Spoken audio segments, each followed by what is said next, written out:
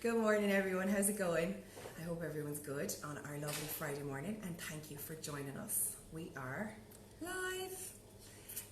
Today we're going to talk to my brother Brian Langan about MS. Brian has MS. When were you first diagnosed with MS, Brian? 12 years ago. 2000. 12 years ago. You good at maths? No, I think it was 2007, I think. Okay. 2007, okay. I think so, yeah. And so when you first got diagnosed then, what kind of symptoms did you have, firstly? I had a lot of symptoms for a lot of years. Like your reason for going to the doctor in the first place, to find out like what was going on? What were some of your red flags? I was playing a lot of sport, playing a lot of rugby, and stuff was going on, but it made no sense. Legs falling, dropping down, I fall on the ground, going for a try. Really? Things not right. So I went and got blood tests, and they came back extraordinary well. Doctor said if I had your blood, I'd be so happy. But I felt like shit. Oh. So I had it done again about a month later, and he said, I swear to God, Brian, if I had your blood, I'd be so happy. But I still felt like shit. So I went back to my old doc, and he didn't take blood, and just said to close my eyes, put my feet together, tapped me on the shoulder, I kind of fell over, and he said, Brian, you've got a problem. You're going through extra trouble. Wow. Geez, that's the difference between different doctors, isn't it? So that's kind of what happened. Okay. And so you went to Dublin then, did he want to send you to a neurologist, was it in Dublin?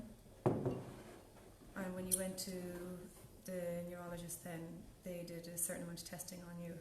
They knew straight away with my scans, I was badly marked.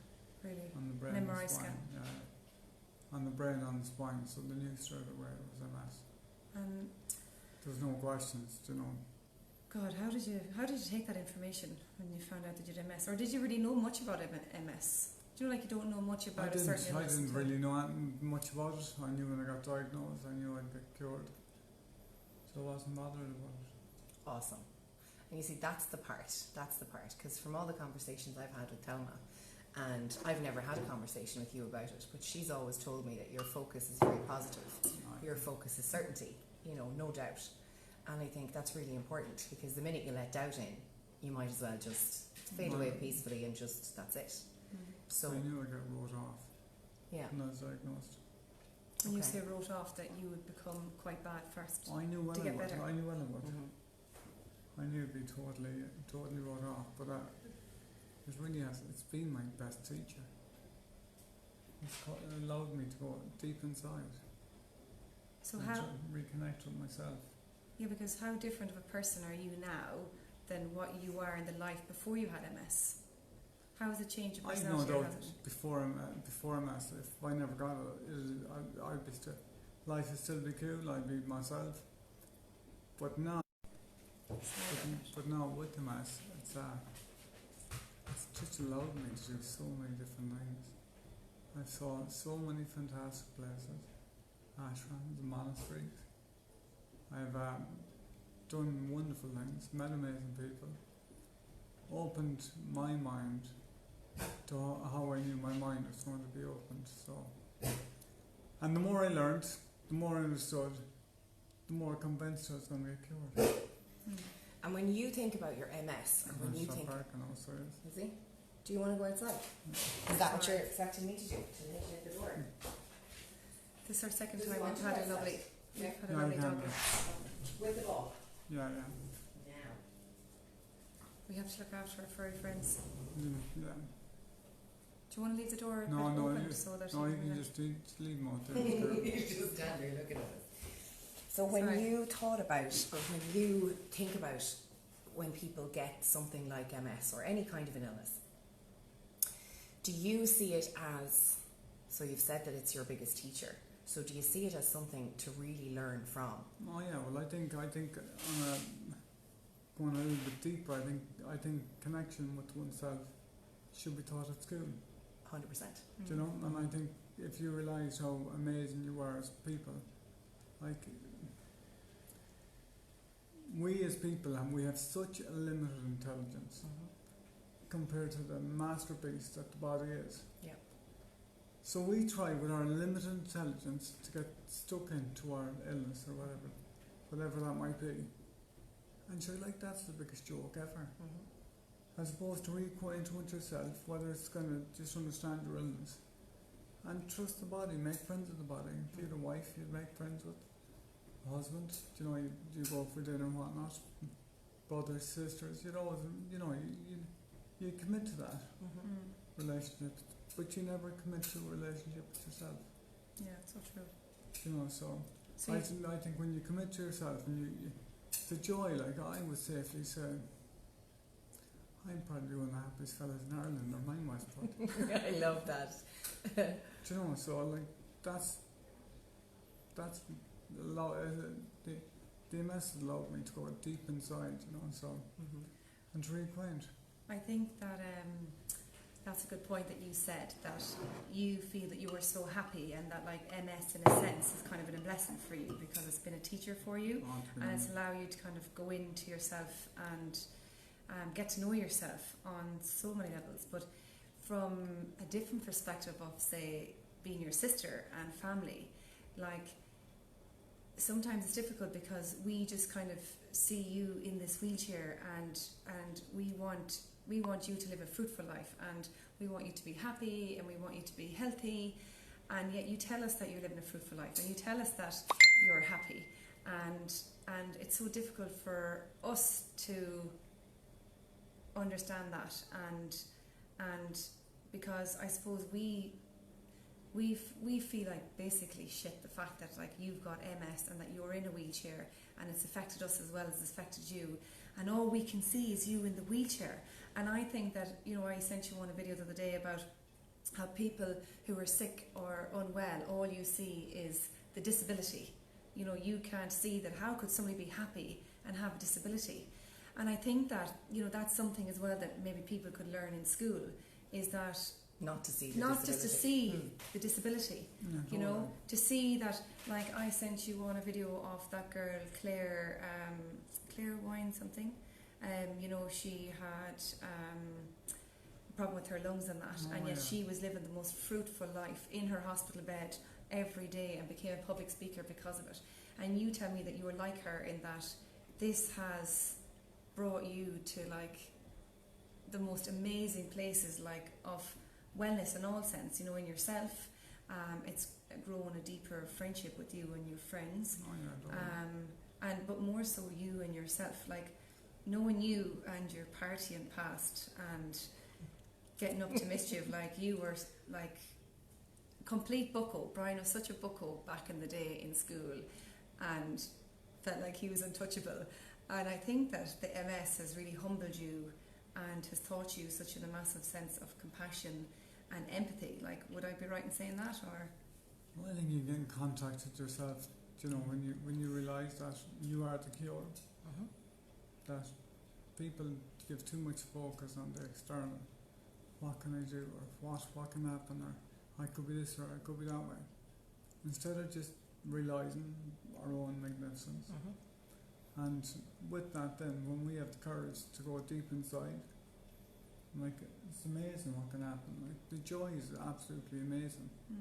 You get, thankfully, at a stage where every now and then I get this euphoria, this wave of euphoria, complete bliss, better than the best night I've ever had, or by 100 times. Yeah, That's massive. isn't it? That's fact, I swear to God. I know you sound totally tapped by saying that, but that's fact. But people only sound tapped when they say that because it's not the norm. But it should be the norm, because when you start, like you're saying, when you start to connect inside yourself and you do realise that it's an inside job, it's not about medicine, it's not about someone coming along and saying, I can heal you. That's a load of bullshit. It's about every single thing that we can do for ourselves. Yeah. But the minute you start having those conversations, because it's not the norm, people are like, oh Jesus, here we go again. If everybody was given that blessing to actually be able to connect and to tap into what we have inside us, it'd be phenomenal. Yeah. Well, the body is kind of the most The body is arguably the most advanced computer in the world, by a million probably. So why don't we trust it to do what it's meant to do? And I think something came up. I went out and I did a Kundalini yoga workshop last Friday, and I thought I was going out for an hour. Fuck me, it was 3 hours and 20 minutes of madness. It was absolutely brilliant. But through it, something came through, and it came through for a couple of people. We're so used to doing things for other people, and we're so quick to give up on ourselves and to give our power away in whatever situation we're in, whether it's illness, whether it's something has happened, a loss, anything, that we say somebody else has more knowledge than I do about myself. It's bonkers. Yeah. Well, because we were never taught it, you see. Yeah, exactly. We were never taught, as you said, to look inside ourselves, to see that we might have the answers and see that we might be able to heal ourselves. Like you have just said there, that, you know, you have your own cure. You got the cure to MS. And we're all the best pharmacies known to man. Each and every one, whether they're small, bald, fat, skinny, yellow, black, green, whatever colour their skin is. Like, the most amazing pharmacy. Yeah. They don't have to go outside. They just have to tap into inside. Yeah. And like, you could talk about all the massive things and miraculous things that have happened to people, like lifting cars off people. They make no, like, extraordinary feats of basically human existence. And Well, that's exactly, you know, the way you had said there about lifting cars of people. You know, like you run into a burning house and you don't feel getting burnt, you know, if your child or your dog or whatever's in there, you know. And that if we could tap into that resource more often and learn how to really nurture it and hone it, you know, that incredible things can happen. yeah, and that goes back to really, you study things in school, I think at a young age. They're teaching computers and different things on, which is great. But there should also be a class once a week or something on how to reconnect to oneself. Yeah. You know, and then Absolutely. they don't have to.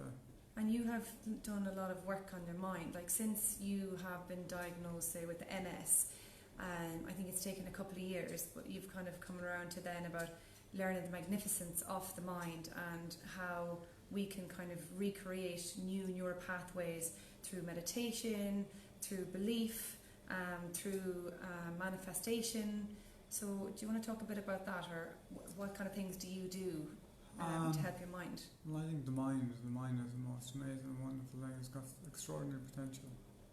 I think when you tap into it, and you read a bit, and you understand a bit, and you say, I've been blessed with loads of time at the moment because I read an awful lot. I've done a lot. I put into practice what I learned and what I saw. So I've been blessed with this time. Do you know, some people might get an illness and might only get a few months. I've got a couple of years, so I'm well lucky for that. And the more I understand about the mind and energy, the more I'm 1,000,000% convinced that get out of your own way. Don't sweat the small stuff. If you can't walk, you can't walk. If you have a problem moving your arm, you have a problem moving your arm. Don't focus on it. Give energy to it. Because like what you give energy to and what you give attention to, you give energy to. Yeah. And it's the thing that grows. So like you know where you're going. So you have a clear intention in your mind. You know where you're going, what's going to happen, and you can just really, really enjoy it. And when you start to get wrote off, you're not getting dragged down. You're not focusing on getting a bit wrote off because you know it's only temporary. So you would have done a lot of work with Joe Dispenza's type of work on the power of the mind. You've been to Mallorca to his retreat for a week, and you've also done a bit of Wim Hof's method with the breathing, and you found that kind of helps with your lungs, because I think that your lung expansion sometimes can be off challenge to you. Yeah, I like to see you say that. It's a nice way to put it. And I like the fact that you don't have attachment to say how you're feeling from day to day. Like there's been times that I've tried to lift Brian into my car, and sometimes it's like rigor mortis, you know, it's like the way the body just completely stiffens and you can't bend his knees, like, and I swear to God, he's like this powerhouse, that a machine that I just cannot bend his knees and get him in. and there's been times that we've whacked his head off the car trying to get him in.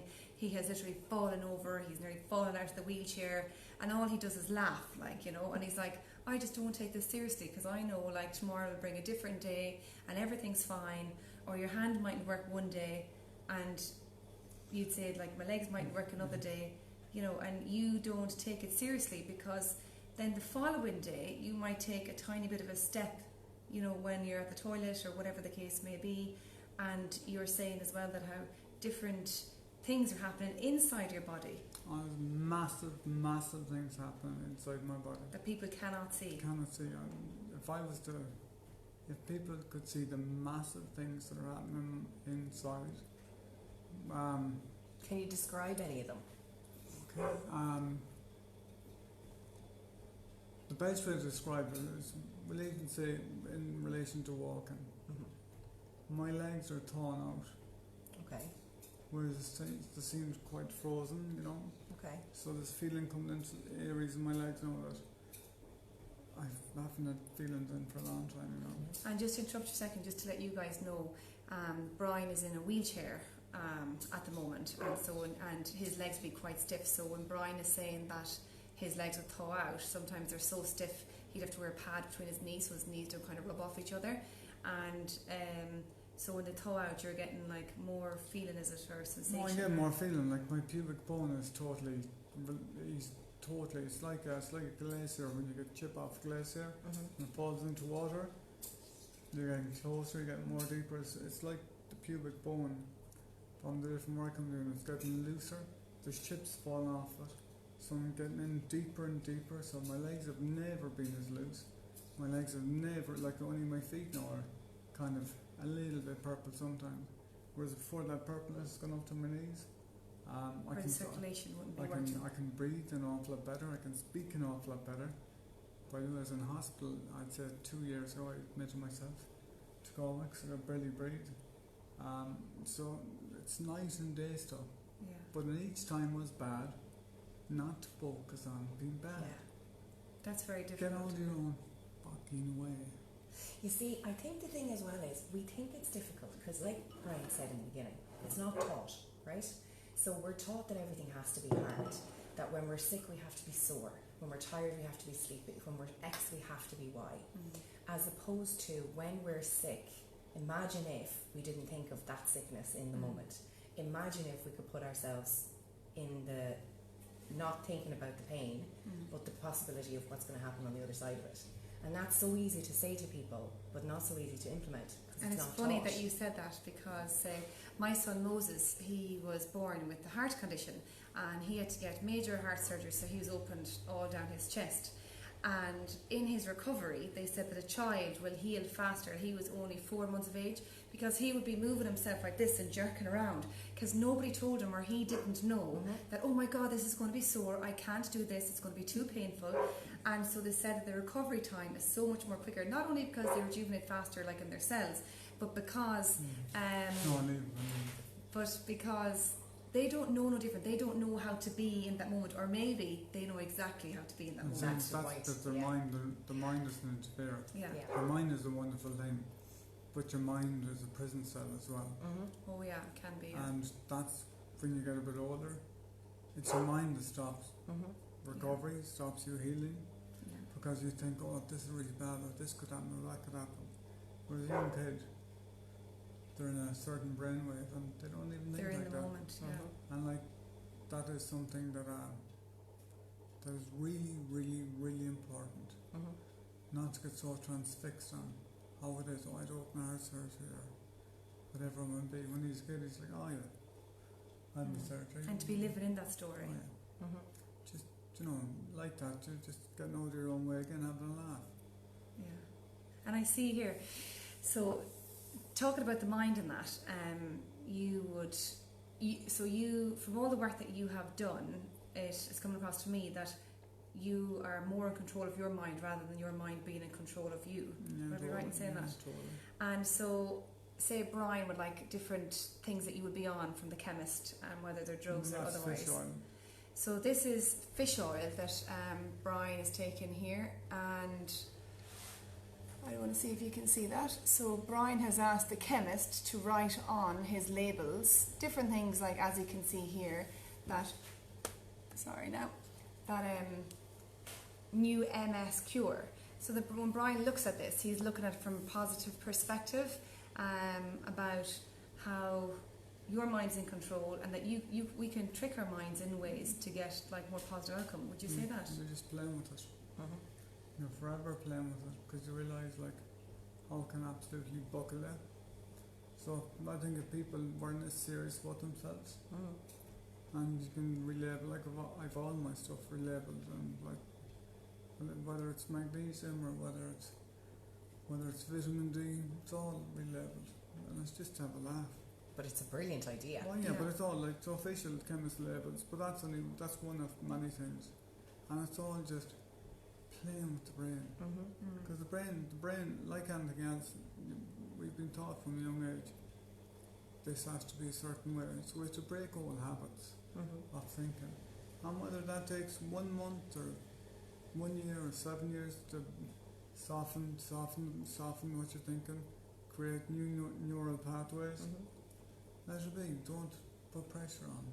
Well, Einstein said that imagination was where all intelligence stemmed from. Oh yeah, I like it. And he was using only, maybe 5 or 10% more of his brain than we currently are. So I think we're only using like 4% of our brains or something crazy like that. We're about 13, 14, 15% now at the moment. But it's still, if you got 13, 14, 15% in your exam, when you're a young fella or a young girl, I don't know about you, my fucking arse to be read and done. Yeah, fact. I'd be asked where the other 73% You know, was, you know. So like, you know, It's crazy, like so the more you're playing, the more that imagination is kicking in, and the more you're trying the new things, you're giving your brain an opportunity to expand in a way it hasn't before. Yeah, well, you're creating new neural pathways, which is very, very, very important. Can I just say this too, though? Like I know from everybody that I speak to about you and your MS, or who ask me about you and your MS, all say, like Brian is so positive. If you can only have that positivity and bottle it and sell it, you'd make so much money. But for those people who are out there who've just been diagnosed, or who don't have the same thought process as you with MS, like, I'm sure there has to be people out there who say, why me? How come this has happened? What have I done wrong? And it's okay for him to say because this, that and the other. And what kind of advice could you give to people like that? Sometimes you get really shit news, and your life could be a bit shit at a particular time. But like, you know, what do you say? It's like someone giving you a cactus plant. It's like someone giving you a cactus plant, but no one asked you to sit on it. I like that. You are so funny. Where do you come up with these analogies? No, but like that, you know, it's like, yeah, granted, life could be shit sometimes. Yeah.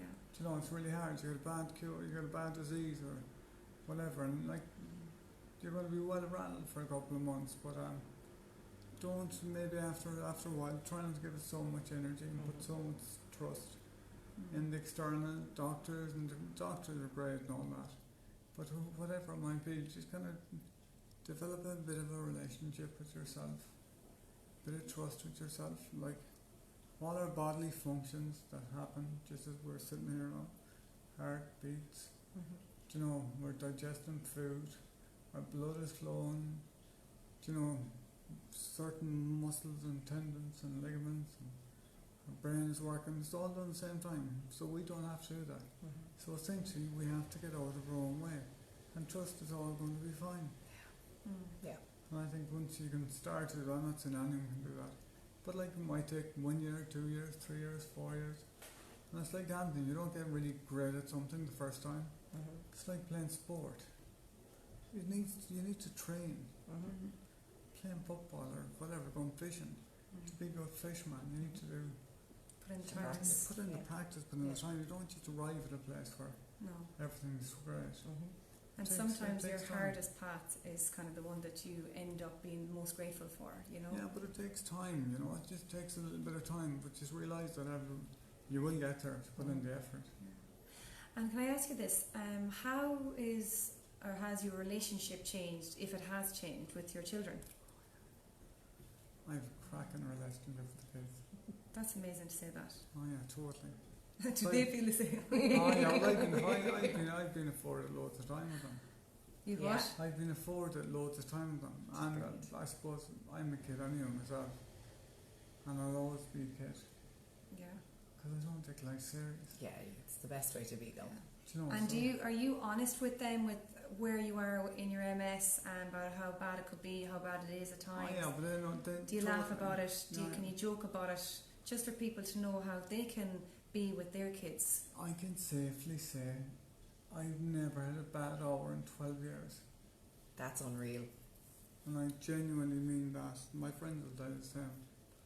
Because I just happened, whether it's, I suppose that's a gift that I was given. But the kids know my viewpoint. Mm-hmm. The kids know that, yeah, life can be shit. Do you know, and that's it. But I think their friends and other people, they realise that when you don't give too much focus to your own, whether like the last day I went surfing. Class. I was Do you trying know? to do that.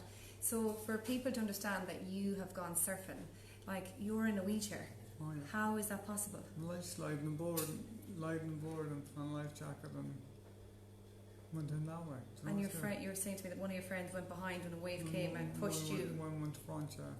Or yeah, but it's all. The problem is when you have, I think, anyway, when you have a particular problem, whether it's an illness, whatever it might be, you give so much power to illness, Yeah, fact, yeah. and that you cannot do A, B, C, D. But really, again, when you get out of your own way, you can do A, B, C, D, but in a slightly different Yeah. way. So to think outside the box. Yeah. Well, you have to think outside the box because you're thought inside the box. Yeah. That's what's buckling half the population Mhm. Yeah. because they're in a box. Yeah. Like Brian recently wanted to do a parachute jump, but as it happened, something happened with the airplane, so they couldn't go ahead with that. And you also jumped off Old Head Pier a few times with your mates. I might put that up maybe online for you to have a look, where they literally just got him and fired him in. Right life jacket on. So Yeah, he did have a life jacket on. And there was some that was in the water that like waiting for him to kind of drop in and that. We also had fun with Brian on holidays when we all went to Spain together, our whole family, and Brian wanted to win the water because Brian, I think, was a whale or a tiny fish. Maybe a dolphin. Maybe something small and skinny back in another lifetime that was in the sea all the time. Brian absolutely loves the water, and we got him into the water absolutely fine. But like for anybody who's out there who have the same type of issues as Brian does, that you don't have the use of certain limbs and stuff like that, give a heads up to somebody that you have body cream on or oil or something like that, because when we're trying to get you out of the water, it's like holding a bar of soap. Yes, Brian slipped from her grasp on many occasions with no life jacket on. So we nearly lost our lives. He was just laughing the whole time, not taking himself or the situation seriously. So we then finally copped on, okay, hold on a second, think outside the box. What do we need to do here that's different? Give him a wedgie So- and hoist him in. No, we need to take him out. No, not give him a wedgie. What we did is we got a towel, his towel, put it in the water and use that like as traction. So we tied that around him and then we could lift him up. So we managed to kind of, you know, as you would say, get out of your own way, just trying to think outside the box in ways to do things differently. And you have been so blessed with the friends that you have. Oh, yeah, Like the totally. friends that you have, are the friends Brian had in school were like Jack the lads. They were headbangers, like absolute headbanger lads. And they don't mind me saying that. And my own boys growing up now are headbangers. And I think, oh my God, like my kids are such headbangers. But actually, if they end up being like anything like your friends, like Brian's friends, Ciara, like I've never really seen this with lads. I've seen this with girls. They are the most amazing support network for each other. Before his MS, now that he has got the MS, everything they do, they involve them in it, with everything, isn't it? Like, they want to bring in all different sports, they want to bring off on holidays. They don't take me serious. It's great. Which is brilliant, yeah. So I don't take myself serious. They just treat me one of the lads that I just happen to be using a wheelchair at the moment. Yeah. They don't see your disability. That's a great one. What you just said there is great, that you're in a wheelchair at the moment. Oh yeah. That's brilliant. Do you know, so like, they're like Langan. We're not taking me serious. Get over yourself. Yeah. Who do you think you're? Just because your legs don't work. Like, we all have issues. There's a few of the lads that, so I know I'd be like, if you're in my care, I'd shite in my pants.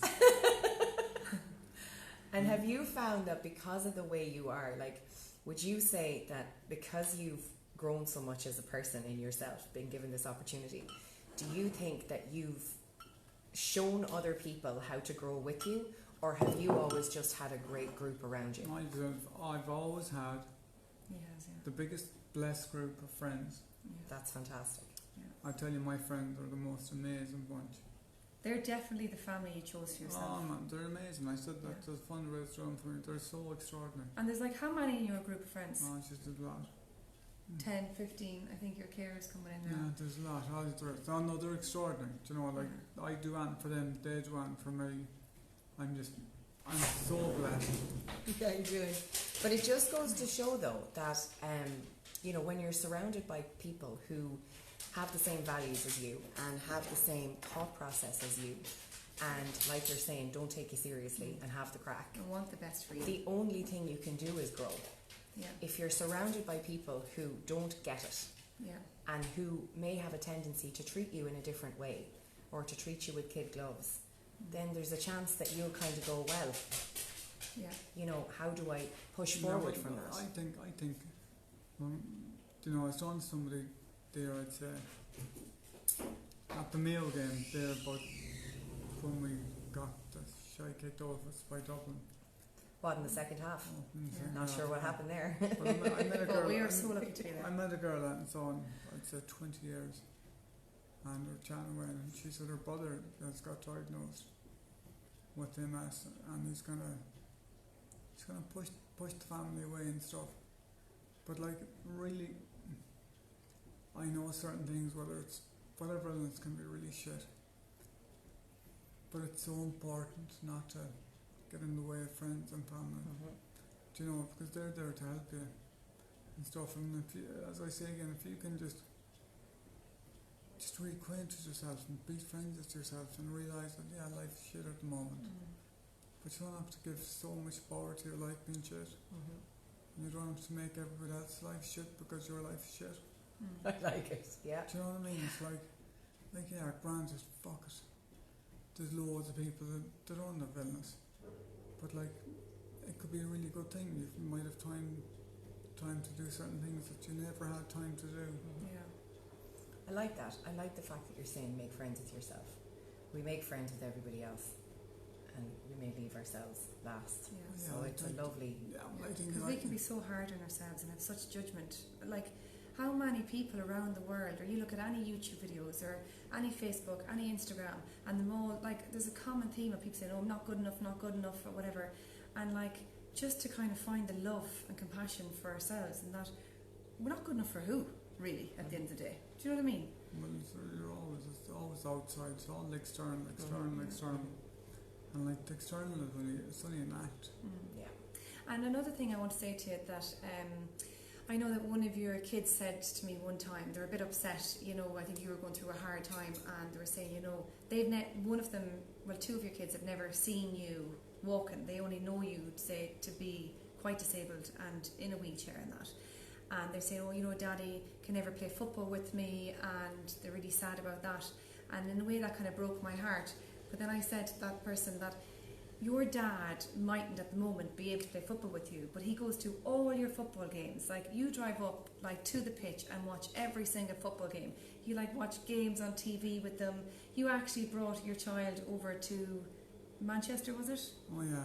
Over to see his favourite team and that.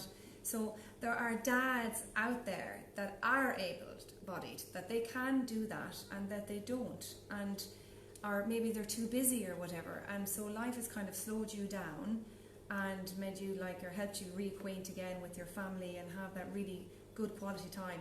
but it's not the same quality time that maybe your son might have seen it to be, but it's different and yet it's equal.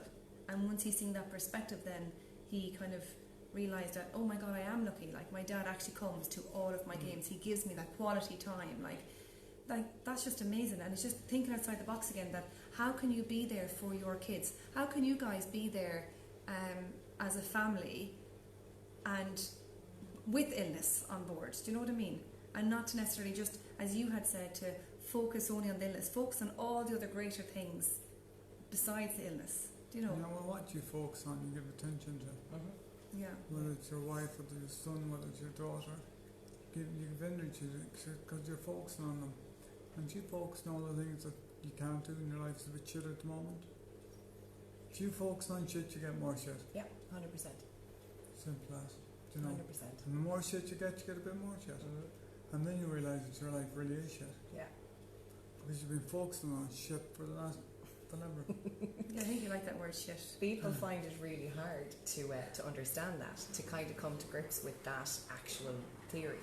You know, and so when you say, oh, well, why did it happen to me? For anything, you fell over and you tripped on the footpath in town. Oh, that's mortifying. It's terrible that happened to me. And these things always happen to me and I'm so unlucky. The more you think about that, the more unlucky you're going to be. Yeah. Absolutely, because you're just putting that out there. Yeah, 100%. And I always used to say it with Josh. Like, Josh was premature. He was 11 weeks prem. So he was in my tummy, and the minute he came out, for the first 3 years of his life, I literally watered him all of the time. He was the thing that I gave all of my energy to. And we have the most amazing bond in the world, because the thing you give your energy to is the thing that grows. Yeah, 100%. Like, you would say to me that you fully expect miracles to happen, like, every day. I do Like that, and that you are saying that you're living high on life and that life is just amazing to you. So to be in that thought process and that mindset all the time, like, not even just saying this because Chris just walked in, but Brian, you've been so blessed with your carers. Like, Chris is so nice, brings you swimming all the time. We're doing a live video on Brian with his MS and Shibi as well. He's from India, isn't he? And he's the most happiest person you've ever come across in your life. I have never seen him unhappy. No. He is full of smiles. Like, I'm so happy. that is something you'd like to bottle. He's always like, hello, how are you today? How is things? And always so happy, smiley, and just amazing. And to have, like, people who care for you like that. You know, and I know, like, carers get bad stick, you know, and have done on the press and that, whether it's in childcare or otherwise, but there are people out there who are carers who love what they do, who are just absolutely amazing, and you've been so blessed with them. And you've been so blessed with lovely family as well. Oh yeah, especially just one person in particular, you know, I'm just favorite, over there. Yeah. But you draw people to you based on how you are. Yeah, 100%. You know, I and think it's magnetism. for sure. Yeah. For sure. You know, it's a little vibration that we all have. Yeah. That people can't see. And certain people can, you know, you don't know why you have this strong connection. Their energy and your energy are completely in sync. Yeah. And, like, you won't let anybody say to you that you're not going to get better, and, like, you know, you fully believe in your whole DNA. I don't take it serious to say that, because I know it's not true. Yeah. Yeah, that's it. Because you have learned to, like, disconnect what other people's opinions are of you, because you know your own truth and how you feel about it, and you were able to disconnect as well your relationship with the MS, because you know it's here for a short time, and whereas initially you used to, like, maybe be pissed off like at MS, whereas now you become friends with it and thanking it for being here. I know that's a different shift that you have lately, that you're thanking it for being here, for all the gifts that's given you. Oh yeah, it's been extraordinary, really. It's given such depth in my life. It sounds so strange to say that, but it actually has. Yeah. I know, like, our dad finds it very difficult, you know, seeing Brian the way he is, and he cannot comprehend sometimes what Brian says, in that he sees Brian maybe someday being worse, and yet, but in Brian's body, like, say his hand might club one day, and then, but in your body you can feel different shifting going on. The only way I could describe it, myself and Brian talked about this, is, say, a woman who's pregnant maybe 4 months, and you can't see that she's pregnant, but there's mammoth stuff going on inside her body. Like, she's grown a human being. She's increased her blood flow by 30%. Like, you're creating a human, but in a different way. There's huge stuff going on inside your body through all the amounts you do meditation for 3 or 4 hours at a time, 3 or 4 hours in a day. And you were saying because of all the change that Brian's trying to create in his brain through his neural pathways, you had like big knots in his groin area and on both sides, and now the right hand side has gone. So my dad couldn't see that. When I was diagnosed first, I was scanned, it's all like cancer. Oh wow. And then on the and then they were like, so my glands were up. They've been up for 20 years. And I was told by one of the top people in neurology in the country that I suffer from a normal abnormality. A normal abnormality. Isn't that brilliant? What the fuck is that? That's great. But now two of the glands have nearly gone completely. Yeah. So 2 of the glands have nearly gone completely, and they were things that you had suffered with for 20 years. Yeah. All because of what he's doing with his That's meditation in his incredible. mind. Sorry, no. That's actually incredible. Yeah. Yeah, so it gives stronger validation to myself personally that Yeah. I'm on the right track. When I started off, my analogy was I didn't even know what country to look in. Now I know the country, I know the county, I know the town, I know the housing estate, I know the house. Knocked on the door, but they're obviously visiting at the moment because they're not there. You are so funny, Brian. I love You it. are so funny. But I definitely have the house now. So I just every now and then. So you're just pinpointing until you get to the point. It's getting more, you might have to go through different setbacks, but if you know where you're going, eventually when you zone and you feel certain things, you get stronger feedback in your body. Mm-hmm. When you're tuned into yourself and you're listening to yourself, that's what I was saying, to make friends with yourself, because you get these little subtle vibes from your own body. Your body's thanking you for what you're doing. So like you really have to tune in. So like, and then when your body gives up one day and your legs don't work properly, or it's not your body's fault. Don't give too much bad shit to your body. Yeah. It's just letting you know what you need. Let it go, and then now it's very thankful. So I definitely know the map that I need to get is very small now, whereas it was very big before. That's class though. So you're sat-naving basically around your own body. Well, I am pretty much, yeah. Yeah. Brian's, I think he's amazing, not just because he's my brother, but from all the stuff that he's done and how positive he is. Brian's even doing Toastmasters so that he can become more fluent in his public speaking and that, because I know it's a goal of yours at some point to give talks around to towns, counties, even globally about MS and about your story, and how you've got to the place where you are and where you want to be. That's phenomenal though, and it's definitely something it would be so amazing to have someone like you, and I don't mean someone who's in a wheelchair, I mean someone like you who's got their mind connected. Your mind-body connection is a hell of a lot better than people who aren't in wheelchairs. And for that alone, that experience, to be able to be in front of a room of people, and particularly young people, because I think that's kind of the whole point. We're not teaching young people how to do any of this. So when you get to our age and something happens, it's so much more, it's a bigger process. It's overwhelming to have to go through. It's totally doable, but it's this big massive process that you've been conditioned to think that you can't do.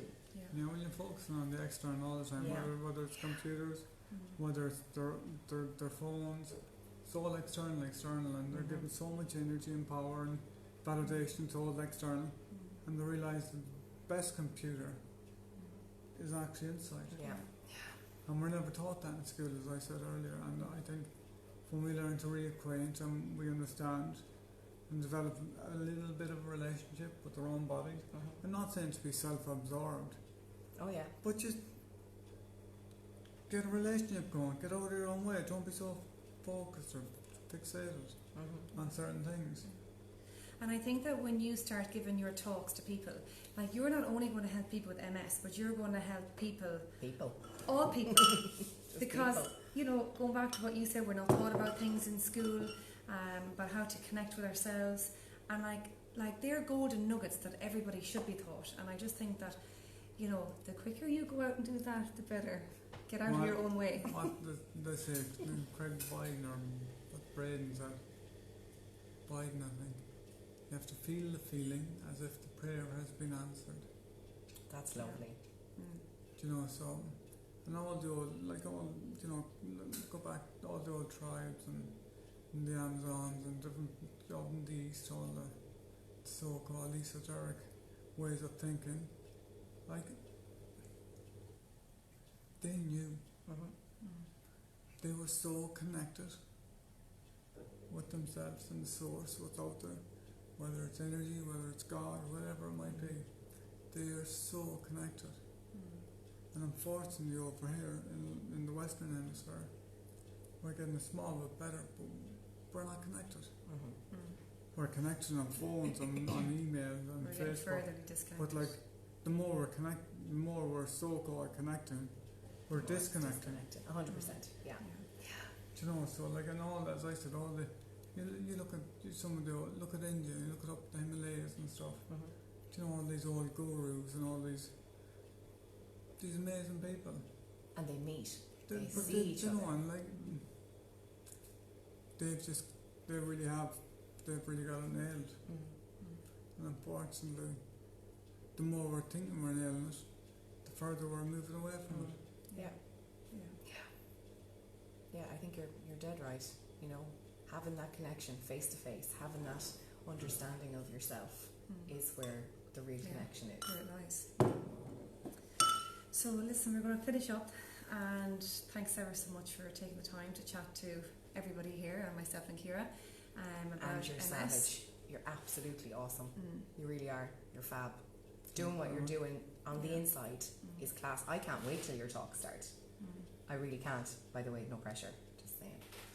You're I ready. know, like, look at we've such amazing qualities inside, and like, we think we need to get this haircut or that haircut or do this way or be that way or dress this way, but like, the sheer euphoria and bliss when you go inside, it makes you realise that all that other stuff on the external, granted is nice, but it really is shit. Yeah. Pile of pants. Just filling ourselves up with all that stuff, trying to make ourselves happy when Whether it's a we new- have the yeah, nuggets totally. inside ourselves. Whether it's a new car or new jeans or new house, or I went on this holiday and I had X amount of friends on Facebook. They're all cool things, that's great. But really, when you look in the mirror, when you brush your teeth in the morning, there's only one gobshite looking back at you, and that's yourself. Or one lovely person looking back at you. That's why I don't have a mirror in my bathroom. Thanks. Now you've just made it reason. She wonders why I don't have a mirror in the bathroom. I don't want to be looking at the gobshite. See? You have to love yourself. Love yourself. I do. And so does he. Do you love yourself? Give me joy in my heart. We're working keep on me her. We're working singing. on her. Okay, so I hope you guys enjoyed our chats today with Brian Langan, Ciara Heenan, and myself, Thelma Gibbons. If any of you have anything that you want to say or discuss or talk to us about in regards to MS, or certainly chat to Brian about, I know Brian's always willing to help people out who are going through the same thing for some advice or some of his treatments or different things that he's gone through in his life. We can help that happen, just to contact us privately or any way that you see fit. Okay, so have a lovely day and thank you very much. Myself and Ciara from Ciara Heenan Coaching. We are also on YouTube on Thelma Gibbons and Ciara Heenan. If you want to check us out and subscribe, we really appreciate it. So next Tuesday we'll be on again with Ciara on Ciara's page. I will share it then on my page. Perfect. And I'm not sure what we're going to do on Haven't Tuesday. decided yet, but it's going to be massive. And Friday I will be talking about my lovely life with fibromyalgia. Okay, take care. Thanks Thank you so guys. much. Have a great day. Bye. Bye.